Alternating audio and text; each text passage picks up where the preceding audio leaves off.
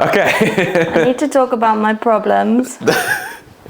We're going to start here. How are you feeling today, Alice? Stressed. Why are you stressed? I'm on the podcast. How are you feeling about being on the podcast?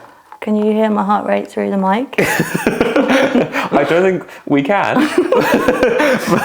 but you sound psychotic. Okay, so the last time we did a podcast was a while ago now. When was the last one we did? You were on one. No. With Sam. You were going to be on one, and we never did the podcast. No. Brilliant. Right, so you're going to have to do you know what I mean when I say Uber pitch? If I say your Uber pitch, right, so imagine you get in a taxi, and the guy's like, what do you do? Who are you, what do you do? Oh. Right, so what's your summary? Just for the record, I did this in the podcast I recorded last week, and it was 10 minutes. You're in the Uber for 5, all right? So start with just the rough, who are you, what do you do? So my name's Alice.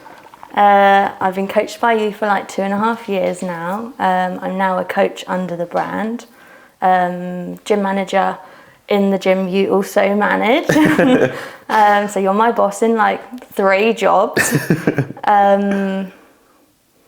Yeah, I came third at BDFBA Worlds last year, and I got best lifter in the DBD Open in January, which was really cool.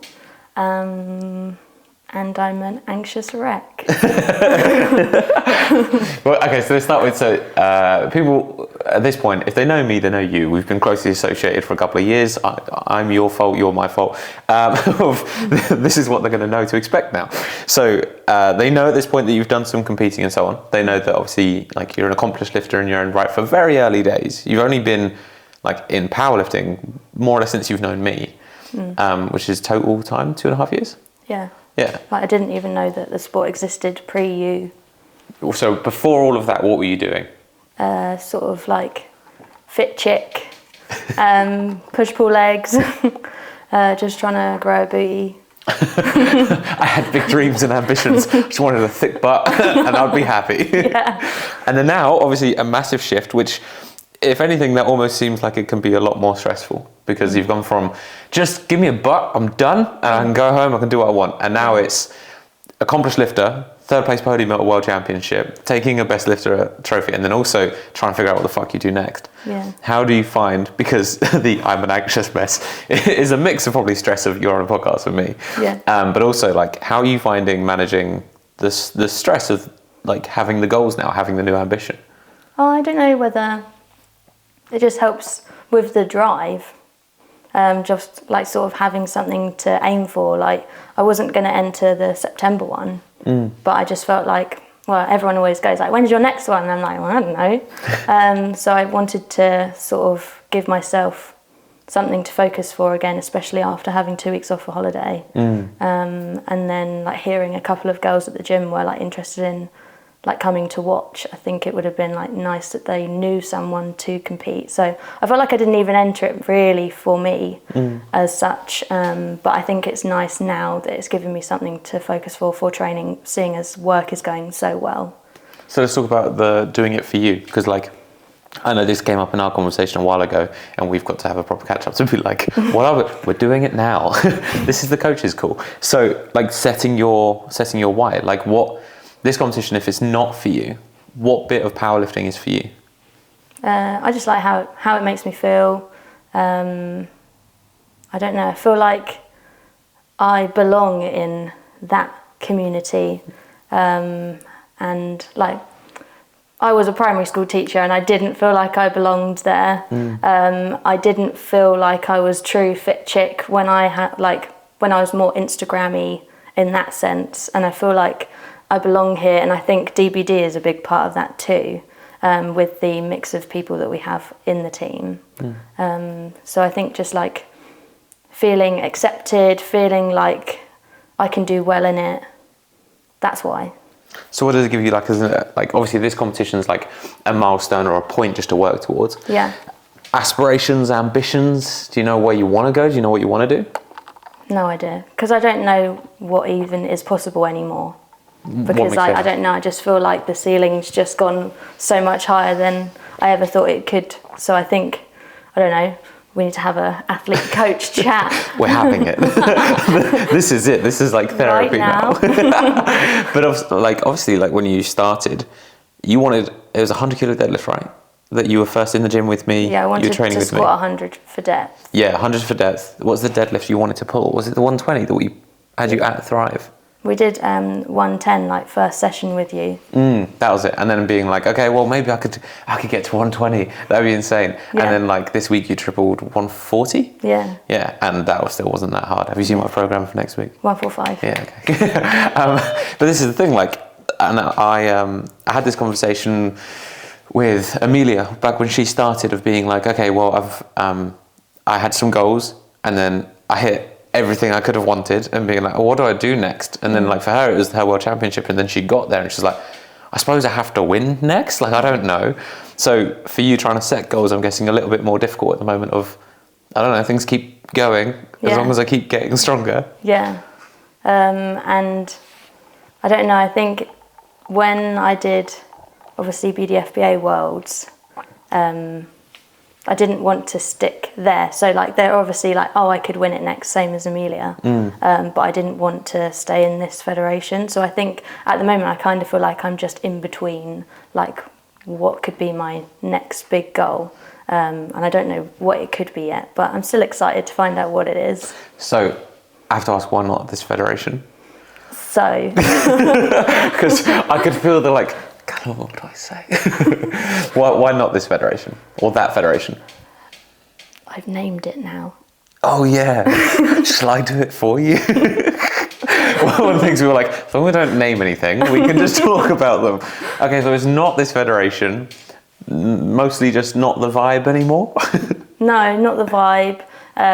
Experiences at women's nationals, things that were said that I'm just like, don't want to be a part of, don't agree with it. And then my experience at Worlds, the only reason it was really good is because DBD sponsored it, not because of anything they did. Yeah. Like everything they did was shit. Can I swear? Yeah, of course you can. I mean, I'm not a sweary person. My podcast, I think that contextually this one fits. But it was really bad. Like I was just about to bench and we had to do a 1 minute silence. Oh yeah, with no warning. No. Just being like, we've decided we're doing this now, we're going to tell you. Yeah, and then they were going to move like half of the athletes over to the other platform. It's like, well, no, that platform doesn't have the live stream that we were promised. I obviously like paid for like photography package with Slater Visuals. Dropping names. Yeah. I don't know if you know, but I know everyone. So yeah, I think that just tainted the experience. But like the reason I did have a really, really good time, and that was because like, well, I had you in my corner really. That was very much a fought for day of being like, no, we're staying on this platform, we're doing the thing we've said. Yeah. Fucking I paid for the event. We're doing the shit. Yeah. Oh, and knee sleeves. And knee sleeves. Well, there's a big component. So like now picking the next bit, have you got eyes on where you want to go, or is that the bit that you're kind of stuck with? So obviously doing the DBD one will be really, really fun. Like we've spoken before about USAPL. I've tried BP once, like literally once. Yeah, it was a while back now. Yeah. And I'm not sure about going into that one for political reasons, which we might not discuss. Other than like, where can we go with this? Well, we're like 5 minutes in. We'll fire some shots later on. We'll just do some wholesome bits first. So one of the big transitions as well, though. So rather than what you see from a lot of people is they do the lifting and they're like, now I'm going to be a coach because that's what lifters do. I've got a little bit of clout behind me. I'm going to get some lifters. You started coaching earlier on because you're already doing PT work. Then you transitioned into doing some coaching work. You did more competing, but then you were brought under DBD. And so it was like, I'm not just like dabbling in coaching. I'm a fucking coach now and like building very, very quickly. How have you found becoming a coach has impacted your training as an athlete? Oh, that's a really good question. Thank you, I try. It's hard to like ignore online clients when you're training yourself. I don't know, I think being so passionate about lifters training does kind of put your training in the back seat. And I'm sure you've experienced that Massively, loads. yeah. Especially when you've got like local clients too and you end up training with them. But yeah, I definitely prioritize lifters currently to myself, but I definitely think it's helped with my own training. I actually don't know whether it has helped with my own training. I think the only bit I've ever seen that's been a positive in my training is there's an accountability that I have to do the work. Yeah. Like of being like, well, I'm their coach. I can't look shit. I can't be lazy. That's embarrassing. Yeah. But it's only negative pressure. Like I've never found that to be like, so I do think, and I actually had this conversation last night with Rach, which is why I actually wanted to talk to you about it as well. Like when we're going dire CEO vibes, like just going to be horribly honest. But like the biggest issue is like, so we have high response times and we're very invested in our lifters. I'd love to be part of another coaching brand where we go, oh, we're applying 24 hours, fuck them. But I'm not that brand. I didn't name it. I'm really proud of that. But the difficulty being like, oh, but they matter. I genuinely care. I want to make sure they're okay, which means my rest break is longer, which means my focus on my training is less good. And now that, even though it was never the intent, I think I've got 10 lifters in my gym, and as they should be, they're very invested in their training. They don't really care about mine, and I get that, and I have no hard feelings towards that. But by its nature, it means when you're in there, you're there for someone, not for you. And I think that's really difficult. Fortunately, you have me in your corner, which is me being like, do your fucking bit. Like, where's your training? I'm going to program the thing, so you can't be like, oh, what's I going to do? I'll make something up. Like, you have at least some accountability, but it's definitely hard. It's definitely hard to be the coach and try to be the athlete at the same time. And there's very few lifters who do it well. I would say in England, if you looked at him being like, okay, if they're a good athlete, they're not a great coach. If they're a great coach, they're not a great athlete. And I think to strike that balance, especially for how new you are, is quite a big stress. Yeah, something you've said to me before. I think I was like deadlifting or something at Dream, and it was like, imagine your clients are watching you. So like, trying to get in the correct headspace, that's exactly what you'd want your clients to do. So I guess it's like setting a good example as an athlete. If you are an athlete and a coach, you've just got to set the example. So like they're going to sort of follow you. I think like making sure that in the same way, like setting those boundaries and feeling that they're respectable, I think comes from you have to know how much you care about the thing yourself, which is probably where you struggled with being like, I don't know what I'm working towards. So like, well, you've got a comp coming up, so I'll focus on you. I've done that for like the last 9 years. I'm injured again. I can see an association to how seriously I'm taking my training. So with that and building into coaching, how do you feel it's going as a coach, being a coach? I think it's good. It's building. Like if you look at, so I started coaching probably, what was it? Like 2 years ago. Yeah. I'd obviously like sold online programs and stuff online just from having my Instagram. Like as soon as I got qualified, I sort of wanted to get experience just programming people. But in terms of properly coaching, it was like 2.5 years ago now. And I've definitely changed a lot. Like the Sheets document. This is even like pre-joining DBD, like that developed loads. My experience and how to explain things changed loads, but obviously since starting like as an intern and then now a proper coach with DBD, I think my experience and like how I can execute things and how I can explain things in different ways. I just think my confidence has got much better with coaching. I think, people get a much better service from me now. I think your communication is probably the one that's most notable, and that comes from the practice of doing it and being put in situations being like, now go voice note, now go message, now go video it, and be like, oh, fuck. This is the next step. I have caused you staring at the mic like, fuck this guy. I'd say over the last couple of years, I've probably intentionally caused you more stress than I've caused anyone else. And then actively tried to fix a lot of other stress to try and help. But like the amount of situations, I think as a coach, there's things people shy away from. And then you realise that did you ever start your time lapse on your phone? Yeah. Okay, cool. I just had a moment being like, content. It's always on the brain. But yeah, trying to intentionally put you in situations where it was like difficult so that you can't shy away from the bit where you're like, I don't much like that. The podcast was a big one. Yeah. Why does this cause you stress? I don't know. People are going to watch that. I hope not. And they're going to listen. Look, well, these aren't even on. It's fine. In fact, I just had a moment where I was like, that is recording, right? See, you might be fine. There might be no episode. I did think, like, why is there two?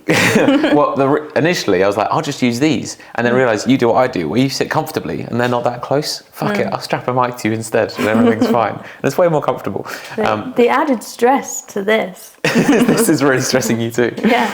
But like something that we had a conversation with Rachel about just like the other day, my stress spectrum. Yeah, that's where I was going to go to. You have made my stress spectrum huge.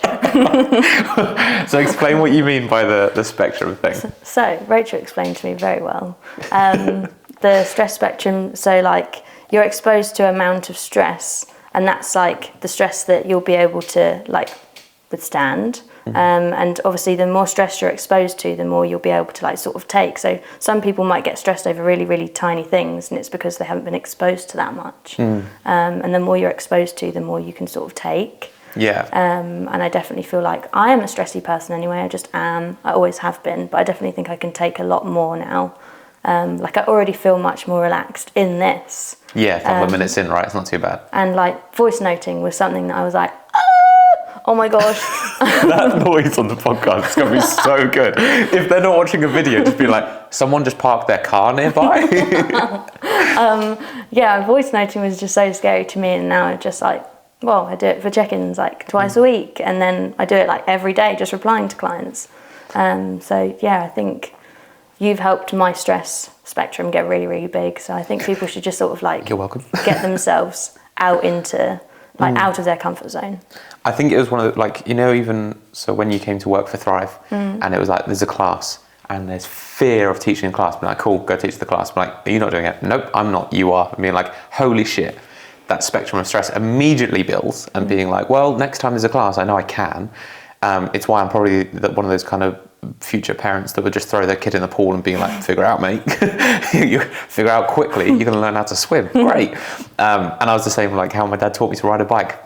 Things are off, fall off, it's going to fucking hurt, but you'll learn real quick. But the spectrum of stress thing initially comes from, which Rachel beautifully has passed on some things I've said. But so if you go way, way back, what's your biggest stress? You might die on any given day. You've got to go hunt, find food, find shelter. And so at that point, I'm pretty sure if you stub your toe, you're like, I'm gonna fuck, probably running around barefoot anyway. And then you come to parts of these days, and remember how when you were in school, you were like, I have homework and it might need to be done by tomorrow and the world's going to fall down. And several years later, you're like, if I don't pay my bills, I'm homeless. And like things adapt and change. And the first time, whether it's you lose family, lose a job, lose something, and that stress becomes the new capacity. And not because all of a sudden you're going to be able to, like next time something happens, you're like, oh, it doesn't matter at all. It's just I know I can, so it's going to be okay. And it's actually where true grit came from, which is like enough horrific experiences tells me I can survive pretty much anything. Kind of hard to kill. Yeah. And by proxy, I think I've dragged you through quite a bit of stress. Yeah. How's that been for you? Fun. Well, I am like the person I am because of it. So I think, well, I've had like quite a bit of stress in the last week or so. And all I've taken from it is resilience. Give me last week, just so people have context, because you are having a rough time at the minute. So I got a new car about a month ago. Amazing. The day I got it, all the lights turned on, ABS fault, lovely. Got it back after about a week of not having my new car, and the number plate was wrong. And then on Saturday, someone crashed into me. And I was just like, I don't need this. There's also other external things with family going on at the moment too, which is just playing a factor in my mind, but I won't go into that. But yeah, there's just a lot going on. And then like, obviously being manager, new members of staff coming in, changes in stuff at work. Yeah, there's just like a lot, but I'm like, resilience, come on. I'm trying to like, well, I would like to say I'm a really positive person anyway. I'd agree. So I try and take positives from stuff, but sometimes it is really hard to. But I think eventually, if you just like take a step back, then you can be like, there are positives that I can take from this, and resilience is something that I think I've taken from the last couple of weeks. And everyone, I think, everyone gets like those times where everything just feels like stuff is going wrong, and I just feel like good times coming. Yeah, good times must be coming, must be due some good luck. I'm tempted to, like, within this wall, that's why I quite like having these around, is like adding more and more of just the sentences and phrases. Yeah. My most poignant one is "this too shall pass," where it's like, no matter how bad, there's gonna be a day you've got your car back and you'll be like, oh, there was a time it crashed. And it could be, you could get the car back, there could be a problem with the insurance, and you'd be like, eventually this is done. Like, whatever it is, it'll be done. Yeah. And the same thing with work. Like, They're not going to listen to this. I don't give a fuck. Maybe Neve will. Neve definitely Shout will. out. It's not. It's not even on. Brilliant. Shout out to Neve. I said to her I would shout out. Did you? Brilliant. Neve works in Kind for any context, and she's fantastic. She made the coffee I'm drinking. Can't not be happy. But yeah, so like Thrive, people don't realise because I don't talk about Thrive online because it doesn't serve my audience. My audience don't care. Mm-hmm. But that's like another job where I would say between us, we're running most of it. Mm-hmm. And of it being running all of the, like everyone of what they're doing, all of the holiday, all of the hours, all of the classes, all of the HR effective issues, people leaving, contracts, everything. Mm. That is aside the full-time high level of communication. Like you could never mention Thrive again, and all of your clients, your online clients, would be like, I get coached brilliantly by Alice, and you could be like, I've got another full-time job. They'd be like, fucking how? Where? Like when? So it's not even evident, which is a great deal of stress on someone who's still, because how old are you? 25. Quite young. Like I think at times, I forget, because I'm now 30 and I still feel young, I forget you're still 5 years younger than me, and being like, you went from first, like obviously you did primary school work, then you came to work for me at Thrive, and then taught you a load of stuff, and then you jumped into like leading Thrive, then I promoted you to gym manager, then you became like, well then you were doing your online coaching work, then I hired you to come work with DBD, and being like, you haven't just like climbed a bit, it has absolutely shot up from where you used to be. So within all of that like development of stress, where would you say like you're finding your limitations now? Or are you finding like there's not much that can really phase you, or you're like, okay, there's still some things I'm struggling with? Time management. Why that? It's really, really difficult when you are an online coach and you want to be available like all day, every day, but then I have PT clients, and obviously they pay me for an hour of my time, and then I see someone's really struggling with their squat session, and I'm like, I really need to reply to them. So it's really, really difficult just to make sure that I allocate some time towards that. And then also, whilst being PT, I'm also a manager there too. So like wanting to have like back-to-back PTs whilst I'm on shift, because I'm very fortunate I can PT on or off shift. But then I also need to like dedicate time to manage my team, which has now just grown to like 4 people now. So managing them and the actual department, so the gym, like 2-floor gym with X amount of members, and now we've taken on like Shape Master too. So when it was like obviously you had a smaller team, and then now it's built up, and your biggest thing is time management. What have you learned about management? Like, I think it's an interesting one that not many people come across, is you've had to learn how to be a manager in a short scope of time and be a leader of your online clients. What have you learned from those roles? I've learned that I can be a leader. Like I was always someone at school that would be like, oh yeah, I'll just do what I'm told. And even whilst I was at uni, I would like always just take a bit more of a step back. I am a quieter person anyway. So I think I've learned that like I am capable of leading, but it's just all about how you communicate, and relationships with the team, making sure that they respect you, because like everyone respects you. And I feel like, because I'm not so serious and I don't get mad as much. I don't get mad often. People know it's possible. Yeah. I just think, I think it's really important that you build the respect very early on. And like, obviously there's been times where that's not been present. What have you found has been the difference as to how to like assert yourself as that character? Like how you communicate. So if there is something that you want to talk to them about, it's how you communicate it with them, and like expectations that you set, then follow through with them consistently. I think that's a massive one of like expectations on both end. So it's like as soon as you start failing to meet it, then you've set the standard for them. And at the very beginning, like, okay, I set expectations. As soon as someone falters past it, it's like that has to be hit quickly. And obviously when time management's a problem, it's very stressful to be like, I have to be on top of that, because if I'm not, and like we had a meeting with someone the other day, and it was very much like, these are now my expectations, fall past it, I'll make your life hell. And be like, okay, well, that's that done. But also because you are unequivocally one of the nicest people I've ever met. And every time we have so when we're on drives and stuff, I don't know how, it almost always comes up. I'll ask people like, who's your favourite person in DBD? Or who do you think is the nicest person? Not even in DBD. And you still come up every time of like the nicest person anyone knows. So being an authority figure, I think it looks really different for you at times, because Yeah. sometimes you are a friend. Like, I assume to a lot of your clients, you're very much seen as like best friend Alice. They love you. In fact, I don't think, I know, they tell me. I have conversations with loads of your clients. But how do you find, being in, like, because you are such a lovely person, trying to be an authoritative person? How do you find that? Hard. Yeah? I do find it hard because I want to be the nice person that everyone can go to with like all of their problems, and then I'm like, but do I have time management? Do I have the time for some of these like smaller problems? I do think that people need to, when like I'm a nice person, then they struggle with like letting me down rather than like maybe disappointing me, or like they're not worried they're going to make me mad, because let's face it, I'm probably not going to get mad. No. But they don't want to let me down. Yeah. And I think that's like, it's still a vital part of the character, because I think everyone thinks like to be in charge you have to be the same person. I remember saying to you once, being like, don't try and be like me, you're not going to be anything like me. Yeah. Because why people respond to me in a certain way, fine, I'm not always the nice guy. But with you, it is very much like no one wants to upset you. And I think the first time I came across someone wanting to upset you was the time I wanted to kill someone, and being like, that's unacceptable behaviour. Yeah. So it's an abnormal, but it also means that people very much are in your corner. Yeah.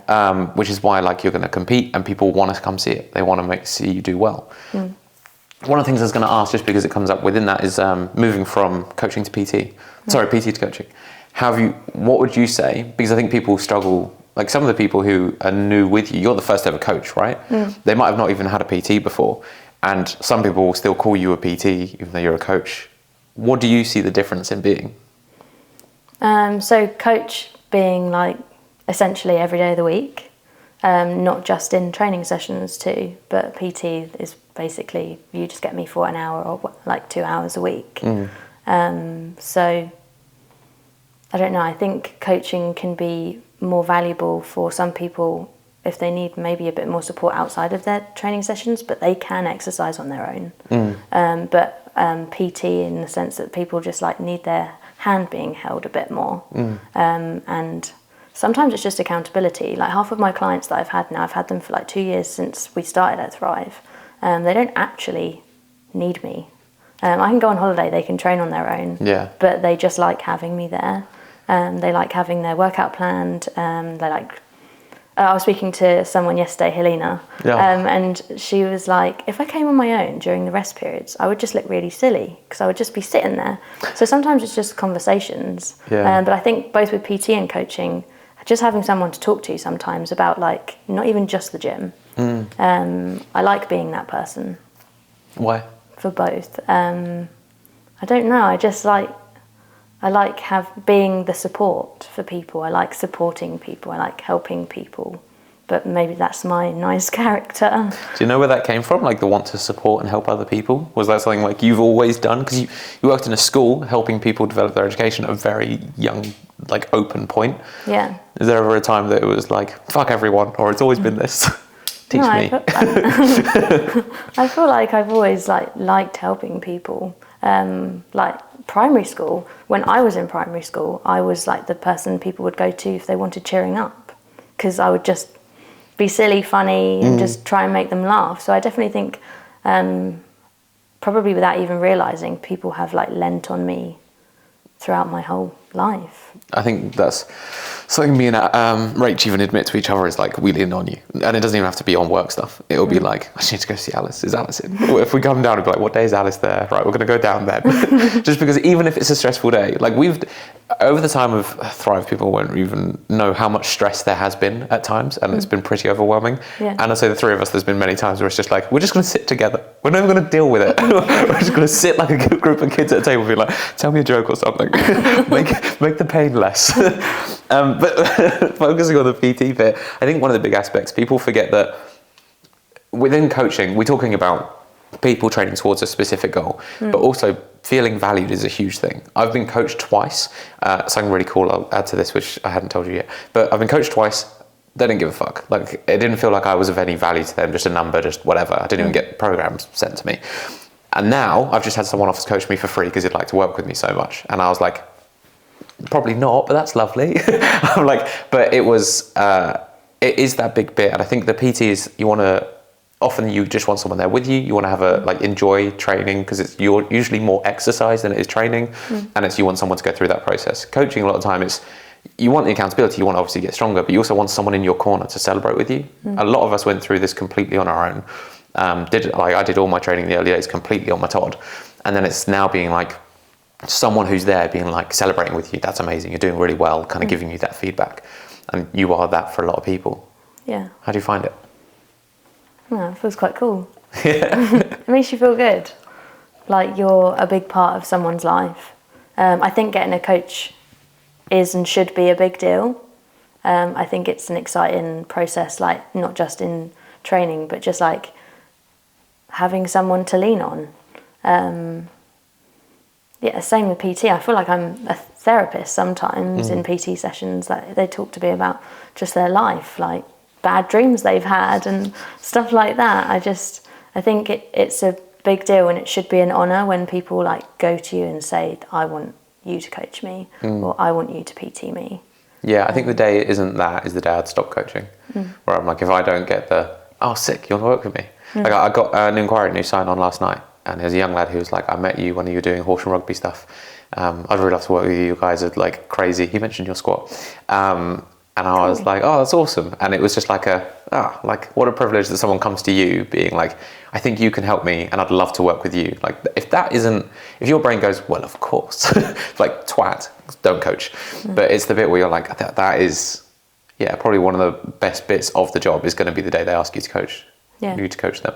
Yeah, it's an honour that someone chooses you when there's literally thousands of coaches in the world. Tons of them. There's too many. Well, there's a lot of people that say they're coaches. Then there are coaches, and there's less of them. There's just a lot of people that say it. Yeah. We'll get into that. So with that being the last topic of all of the coaches that there are, one of the questions you got asked, obviously seeing what, I was expecting some crap questions. You got some pretty good ones. Yeah. But one of them being how have you found the adjustment as a coach to DBD from your own brand of coaching?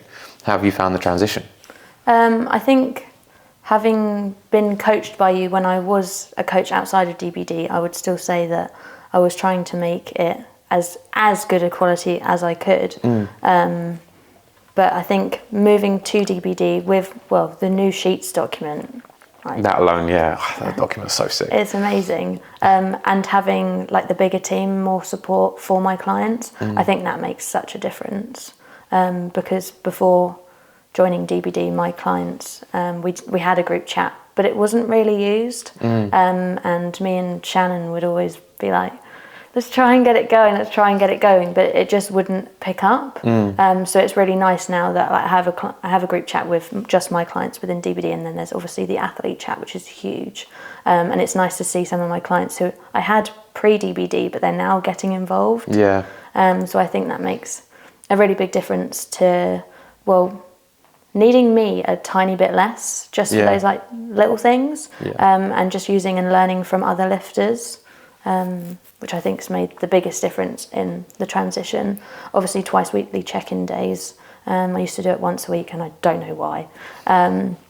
It would just cause so many problems just doing it once a week. So moving to twice a week has made such a difference, and I would definitely say my check-ins are much more efficient now since coming under DBD and learning from you. Yeah, there's been a lot of because there's a lot of processes that you have the benefit, stuff I've been playing with for 10 years to try to develop it. Those sheets are technically 10 years old, they just keep getting updated. Yeah. And now they're at the culmination point that there's all of us running it. And obviously you've got Beck and Ryan, and also if you go away, one of the biggest bits of being a coach and self-employed, you take time off, nothing happens, the world falls apart. Yeah. But now there's numerous of us, you can take time off and be like, guys, can you jump in if anyone needs me? And being yep, you have 3 people on hand.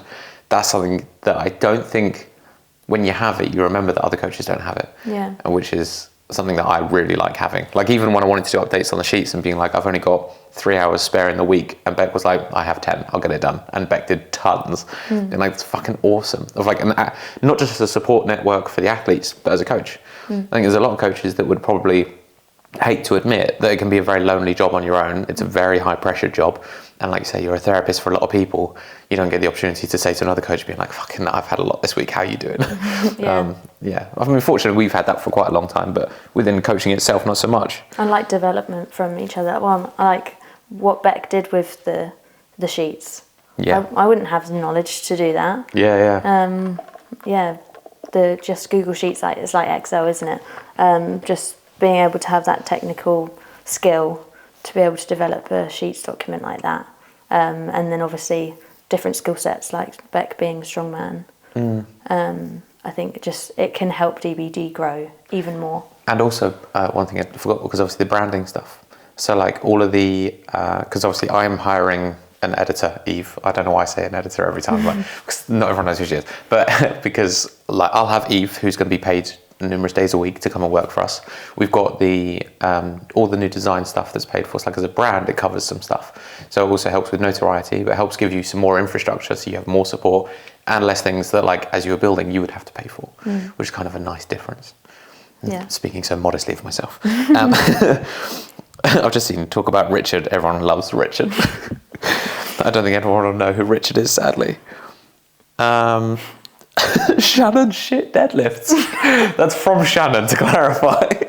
I didn't bring it up. Shannon, it was him. I didn't bring it up. She wrote it. She did. I like just the "how are you doing" from Beth. Yeah, I thought that was a nice question, and I think it's because she knows I'm having a bit of a shit time of it recently, which obviously explained earlier on. But like genuinely, I'm doing okay. I'm really enjoying work. I'm really enjoying who I have in my circle right now and who I'm seeing regularly. So aside from like just events that I literally can't control, I'm doing really, really good. And it's just trying not to let the things I can't control consume me. But I think it's okay to like cry a little bit for like half an hour and then just get over it, and just like focus on like the good things that's going on, and how you can control what isn't going right. That's a nice question. Yeah, it is a nice question. I want more of those. What the fuck? Yeah. Oh, okay. This is, I assume, for both of us, the one from Rachel? How did you meet? No. Oh. I thought that was weird. I mean, to be fair, I'm assuming she's trying to get Thrive into the chat. So Yeah. we got there. No, what do you think the other person's best quality as a coach? No, as a person. Oh, don't have to tell me about a person. As a coach, I'm going to answer for you. So tough. As a person and coach, that you are painfully empathetic and kind. Like, so I don't think you have a bad bone in your body. I don't think you could do something malicious, which also means I trust you beyond anyone else. I think I probably trust you more than anyone else. Rach, you're great, but I'm just saying it's Alice, come on. Of like, if it's something you're asked to do, or even if it's just like in a certain situation, to handle it with the courtesy and care. You've been there for some of my worst moments. I think it was the early days.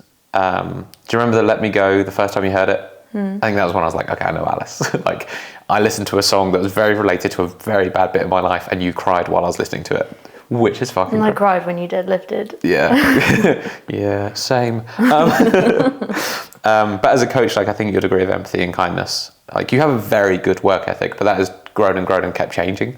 Like, when you met me, you were willing to work, but I didn't know what your work ethic was. To now being like, I know you do a lot. I know there's more on your plate than most people have, or have any comprehension, because you don't really complain about it. Well, you do a bit. A little bit. Mostly to me. So, okay. And then, oh, you have to do mine. That's yours done. Well, like your work ethic. Like, you will get it done. And what I don't even think is that great for you is if someone else needs something done, you will do it. And you'll do it better. That almost sounds like I trust no one. Appropriate. Yeah, I think more often than not, it's trying to... Did I speak about some of the other ones? Or like... No, it's therapy. Fucking hell, these podcasts are well too personal to me. Where like, I was speaking to Rach as well about... I have this principle. If you have the capability, you have responsibility. And it's like, if someone's struggling with something... No, you know, you messaged me when your car crashed, and I was like, if I can fix this, I'm going to call you now and let's see what I can help with. And it's My dad didn't pick up, so I called you. Order of here. Dad, Callum. Yeah, I think and it's one of the things you develop as a coach is like when you start to realize you can help people. I think as soon as you know you can, you have only the responsibility to help someone, and sometimes that is a burden, and like it's kind of stressful. I'm very willing to help other people beyond myself, but yeah, I'll take that. As a coach, is that the same work ethic? Yeah. Tell me I'm pretty. What were the other ones you got? Because I don't have all of yours. There was one that I liked. Tom asked, was there a moment or realisation where you knew you wanted to compete? And I wanted to ask you that as well. I knew I wanted to compete. I know it was like a long time ago, but when did you know you wanted to compete? I think there was a different time from when I knew I was going to compete, and then there was a time I wanted to compete. So my first competition was like, my mate said, you're kind of strong, you should do it. And I was like, oh, I should do it. And it was a should. So I went, I did the comp, I was shit. Then I qualified for nationals, and I was like, I kind of wanted to do that one, but that felt obligation to the point I'd made. The first time I knew I really wanted to compete was when I bombed out. Like that nationals, bombing out. Oh, it makes me feel like I'm gonna cry. It's pathetic. It was like the most horrific day because, so I'd spent my entire life not doing anything. I finally was like, maybe this is something I could be good at. And then I failed on a national stage very early on in the career in front of my family who had driven 7 hours to be there, and my auntie, uncle, mum and dad. And I was so heartbroken. That's the moment I was like, no, this is what I want, because it hurts enough. If it was just good and easy, I'd probably give up really quickly. Probably like, I don't like things that come easy. I find that really boring and monotonous. So that failure, which was like, okay, I am gonna come back. I am gonna do this better. I could do this, but not because it's given to me. Like that was the nationals where I was told by my GP, you should quit this sport and you should never do it again. Judging how my back is today, he might have been right. Shit. But yeah, I think the first failure was the first time I knew I wanted to do it. What about you? Well, when I even started coaching with you, that was when I was kind of exposed that people actually competed in SBD. Like I didn't know it existed, and I think like hearing your experiences with it and sort of seeing like you, and then I remember Sarah coming down for a training session and seeing how much she could squat. That was when I was like, right, actually, I really want to get strong. And then I can't even remember when I entered that first competition. I can't even remember what was going through my head. But I think it was just, we just went in to experience it. Yeah. Just to see. And yeah, I think it was just to see if I was going to like it. And then I think that's when I knew I wanted to obviously do more, the first competition. But I can't remember making the decision in wanting to enter the first one. I don't remember that at all. I think if anyone says they knew they wanted to compete before they did the first comp, I don't think I'd believe them. Because I'm like, you don't know you want this until you try it. And then you try it and then you decide. And it's why, like, I've always made the point, which I know you're the same with, is with anyone that ever works with us, I don't care if you want to compete. I will be an advocate that it is a great opportunity, but if you don't do it, don't do it. Because you need to find the will to want to give it a go. And then when you give it a go, then you decide if you want it. I think like it's with anything, you don't wake up and be like, oh, I want to be a powerlifter. I want to be the strongest person at this competition. Like, no, you don't. You don't give a fuck. You don't even know what it means yet. Then you go do the first one and you're like, that was either great or bad or in the middle, and I want to do it again.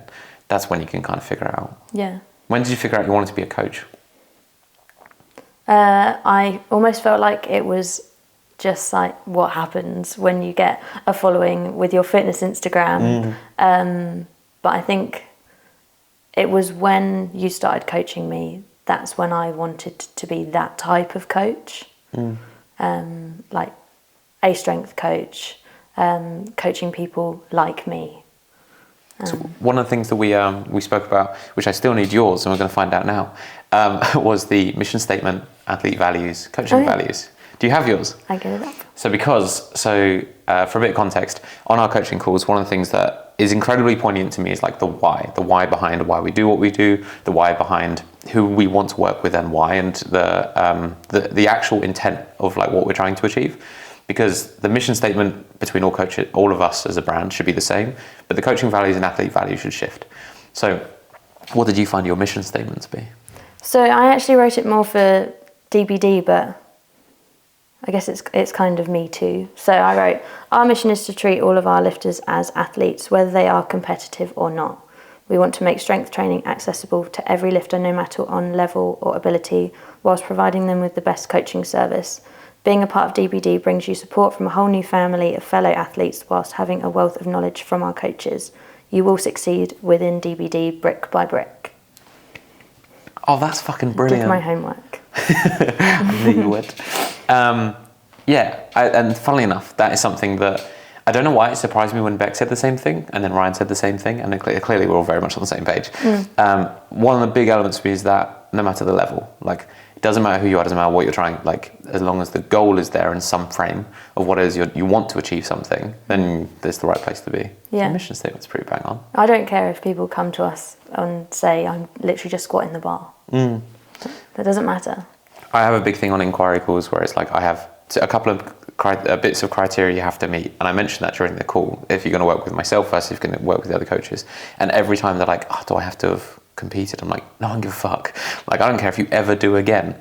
The young lad who talked to me last night, he was like, oh, I want to compete at the IPF and I want to get to this level on junior championship. I was like, sick. That doesn't mean I'm going to work with you.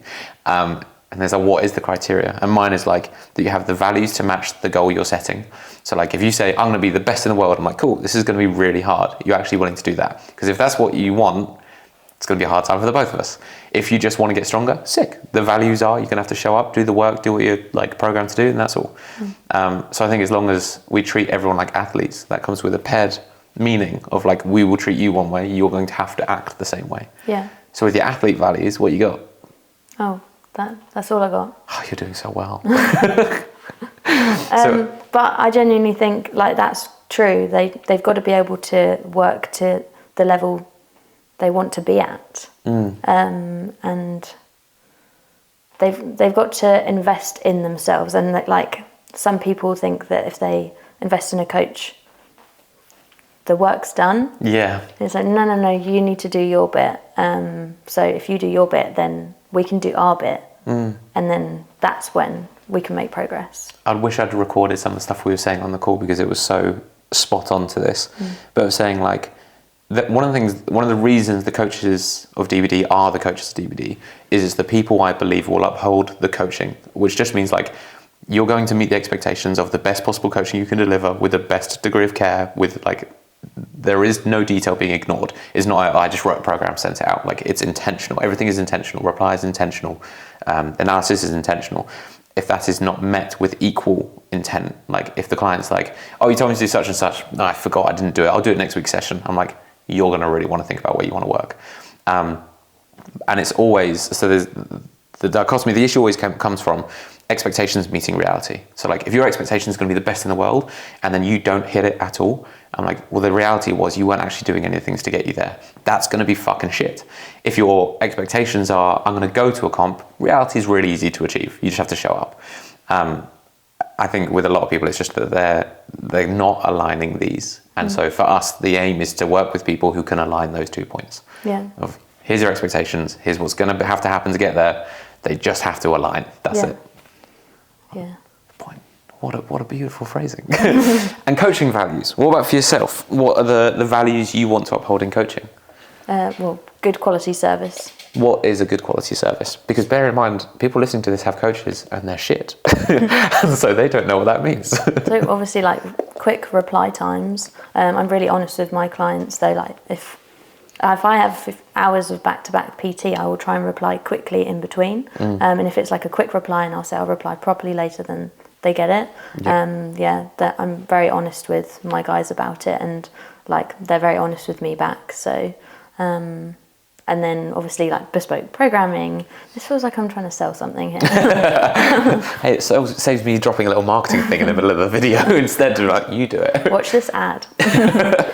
Like video analysis, obviously, because it's such a big part of like progression of your lifts. It's not just, we don't do program only, right?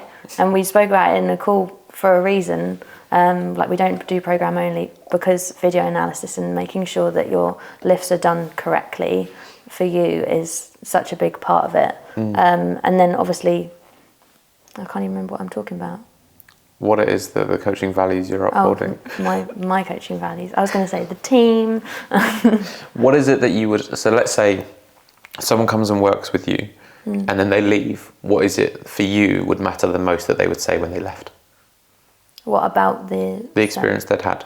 Well, that they like learnt a lot. They took away a lot from it, and that they probably return, because I don't know why they're leaving in this scenario. What the fuck are they playing at? But I've never had anyone leave because they were like dissatisfied with the service. I think that's got to be a big one. Like I don't think DBD has ever had that. I don't think there's anyone that's left being like, I don't think the coaching was good enough. No. I don't think there's anyone that would say that, and if they will, have a fucking word. Nonsense. One of the big reasons I wanted to do this podcast with you specifically is because I think you're an incredibly nice person. You're fucking wholesome, like beyond belief. All of Disneyland Paris posters, if you haven't seen them, wholesome beyond. But I think it's easy to forget, and I want to make sure that people recognise is you are not only very intelligent and very skilled and very driven, but you're so humble about it. It doesn't really show. Like you don't show, I am pretty great. But it is, I think it's quite difficult for someone who is just, you're not about bragging. You're not about showing off the work you do. Trying to teach you, being like, you have to show it a little. Like, I remember when we first looked at your Instagram page and I was like, right, pin that you're strong to the profile, pin what you're capable of as a coach to the profile. And you being like, I'm so uncomfortable. What is it you would want people to know about you? If they came away from this podcast, is there anything you're like, fine, they can just take what they want? Or is it I just want them to know X? That, like, I am a coach and I know my stuff, and I can be mean if I need to. Bollocks. Absolute nonsense. Not the other two. But I don't think you have a mean bone in your body. The closest I've seen you to mean, this is fully inside joke, 3 people understand this, the closest I've seen you to mean was that video dance. You know exactly what I mean. I felt really mean doing that. So the last thing I only made close friends. Now people know if they're on your close friends or not. See what you just done? So the last thing I'm going to ask you is, when you're trying to figure out what you want to do next, is you're trying to pick where to compete. What is it you're looking for? Because it's the same thing probably a lot of athletes. So there's a lot of people who don't know where to compete or know what they should be expecting. What is it that's stopping you picking, and what is it you're after? So I want a federation, or just like a place to compete where other lifters are going to be supportive, even if you're up against them. They should be supportive of you. If you're brand new to competing, other lifters should help and make sure like you've got the right kit on. Cleo with her socks. Like, how did no one? They did. Oh no! They told her. No. Yeah, so people should have told her that she didn't have the right socks on. But like, I don't get it. Like, I just want somewhere which is supportive for people who are new to the sport, as well as people who have been in the game for a little while. It's well run, so like comp days, like with the timings of stuff, making sure that people know like when weigh-in is, re-weigh-in, and then like it would be good to know how long you have to warm up between each flight, how long the day could sort of last. Yeah. So people can prepare, pack enough food and stuff for the day, and travel. Which also isn't an outlandish request, because like with the DVD Open, we publish the full times of the day before it starts, and we were quicker, but not, and it was like, only if these times suit everyone, we're going to move a little bit faster. It's not that hard. Yeah, and then like just like a nice atmosphere, so like a supportive crowd and supportive platform crew, feeling safe on the platform, so the platform crew obviously being a really big thing. Like quick in between each lifter, that's quite good too, and like fair reffing. Make sure the rules are clear, and then make sure the refs stick to them. I can't believe that's actually, like, people are going to be like, yeah, obviously, I'm like, you don't know powerlifting, guys. Like, I've had, there's a competition we were both at where I had to remind the ref what the rule was, then debate it, then get the rule book up, and then get him to admit he was wrong. That took 15 minutes. That should have been like 3 seconds. That didn't even need to happen. No, it didn't need to happen. Yeah, so rule book should be kept to, and the refs should know it inside out, and the lifters should be like pretty much familiar with it. Like all the lifters have to read the rule book for the DBD Summer Open. which I'm guessing is the same one as the other open. Yeah. So, It's had some like updates for bits we thought weren't specific enough. Yeah, just keeping it consistent, but just communication with the lifters, because ultimately the day is about them. Make it for the lifter. Yeah, I think the age of the competition being about the lifter is one that we're hopefully moving towards, and people don't realise what that means. Being like, no, like feeling like you're respected by the place you're competing.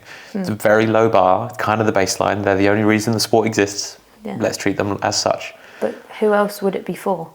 Yeah, it's for you know the guy that's got to go home to catch a ferry. Thanks for him. I love an inside joke. Yeah, well, what are they going to do? Your face being like, oh fuck. He's not listening to this. No. He's on a ferry. I do have one last question. There's this journey for you has been really, really quick, and a lot has happened within that time frame. This would be me short covering this, but obviously going from one career, building into another one, building like a following within a whole new industry, coming into powerlifting, finding out what it's like, what politics are like, and things that you probably should have, as a lifter, never had to come across. All of the hardships you've had, the competitive times, whatever other difficulties, but also all of the phenomenal bits.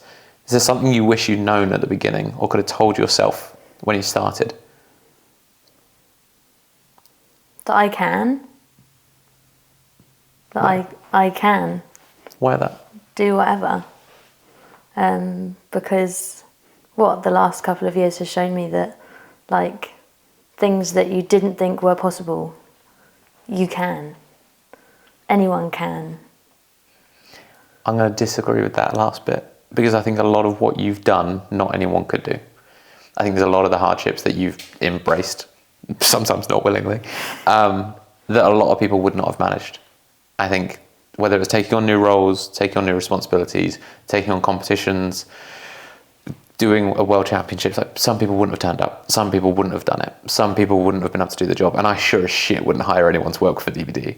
I think you can is absolutely perfect. Not anyone can. I think there is something very special about you, and I think people who listen to this will realise there's something very special about your character, your personality, what values you have. And I think anyone who works with you would be able to realise that there's something very unique about you. And I don't know what the fuck it is, but I'm very glad it's part of DVD. Told you the last bit was important. That was important. Thank you for coming on to this. I have nothing else I need to ask you for now, but I'm going to have you back on so we can talk about specifics in coaching. Yeah. Teach people some stuff. We'll do that again. This will probably be a once a month kind of thing. Jump on, chat about coaching, talk about shit that comes up during the week, and Shannon's shit deadlift. I'm joking, Shannon, it's very good. We've spoken directly. I'm talking into the mic that's not on again. Is there anything, obviously people listening to this will already know your Instagram handle. They'll already know your Fitness in Wonderland. Is there anything they should be expecting to see from you very soon? Well, I'm now on Threads. Oh, I didn't talk about Threads. I'm also not going to, no one cares. But you're on Threads with the name Fitness in Wonderland, I'm guessing.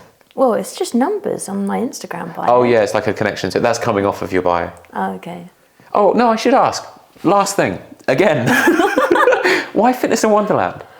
Oh, okay. So I had... fuck. We have another 10 minutes. Should have asked it earlier. Go on. So when I started my fitness journey, I got a PT. I was also at uni trying to be a primary school teacher. Right. I couldn't have Alice. I couldn't have Williams. So we were like, let's try and find something fun. And it was actually my PT's idea, and it's just stuck, and I almost feel like it's part of my personality now.